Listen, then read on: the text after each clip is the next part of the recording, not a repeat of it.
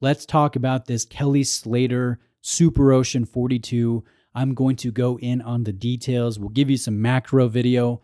We'll talk about the loom. We'll talk about the bezel action. We'll talk about the new clasp. And let's begin with some of those specs here, those tech specs. This one will weigh in on the olive rubber strap with the new clasp at about 135 grams. Just the head on its own is about 80 grams. And this one will measure in at 42 millimeters in diameter, and the overall height is only 12.5. So it is going to be thinner than a Rolex Submariner and sit very nicely on wrist. I've often said that the Superocean feels smaller than its nominal dimensions. So if you normally like a good 40 millimeter sports piece, I think 42 is the way to go. And I'm going to show this next to my 40 millimeter sub, which you guys can see visually. They look very, very similar, and they wear very, very similar. The lug to lug dimension will be just shy of 48 millimeters, 22 millimeter lugs, and a nice taper on this rubber strap to 18 millimeters at this new clasp. And let me show you the clasp. We have a signature, we have a nice milled execution, push button release, and on the underside of the clasp, there will be a micro extension system that you can utilize without any need of a tool. So I think that is a very welcome addition. Now let's go in on the dial and take a look at this under the macro lens.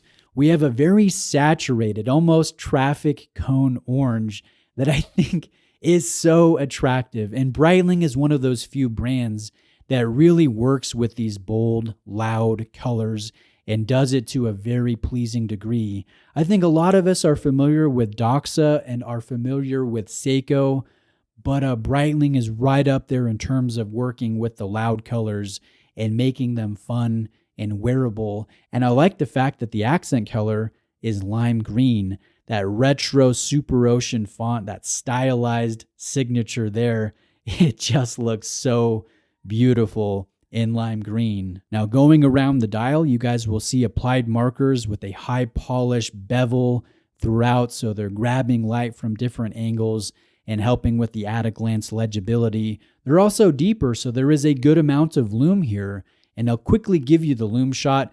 Very easy to read. Notice that massive minute square application of loom. This, again, is all about reading the time quickly and noticing the minute hand in relation to the bezel so you know how much time has elapsed if you're underwater using this as a dive watch.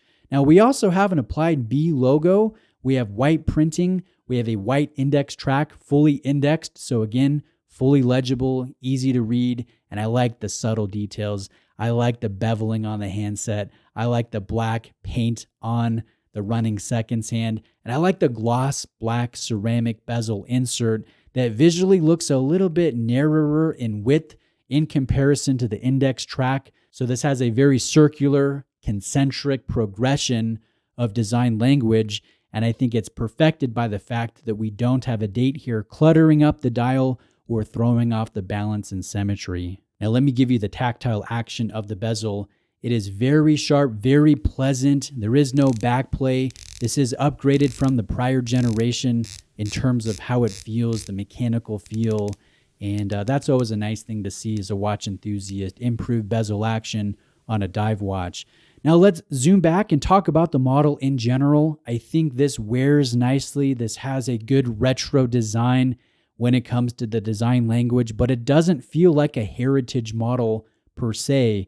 This still feels very contemporary to me with that orange color, with the lime green accenting, with the gloss ceramic bezel insert, and the cambered sapphire crystal with excellent dual applied anti-reflective coatings on this crystal to enhance the clarity and to see that iridescent blue sheen in specific lighting scenarios.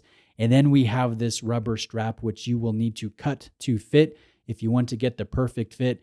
And then the upgraded clasp. This really feels like a contemporary diver that has retro design roots in terms of some of the elements. And so I think this is a very strong design that I'm a fan of. I like the thin profile. I like the shorter lugs, how they turn down. I like the more slender crown guards. Overall, I find this an exciting release.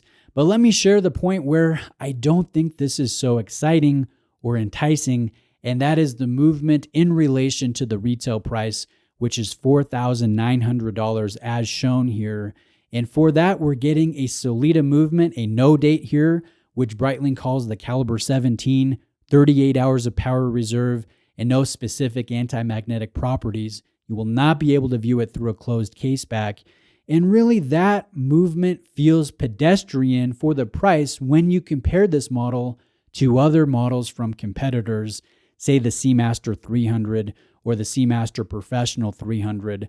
Those ones, although they are a little bit more at retail, will have open casebacks with meta-certified movements, longer power reserve. We have anti-magnetic properties, tasteful finishing. And so that is where this falls a little bit flat. But on the plus side, this is very easy to service. This will be cheaper to service. This is nice and reliable and thin. And so there will be some give and take, some plus and negative when it comes to this execution. Now, lastly, let me leave you with a couple things to consider. One is taking this off the olive rubber strap and placing it on a different option.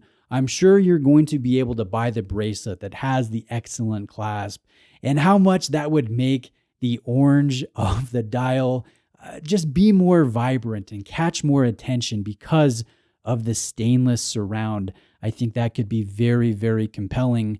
And then the other option I thought would be fun is, it is rather expensive, but it is their orange yarn single piece strap with stainless keepers with the signature.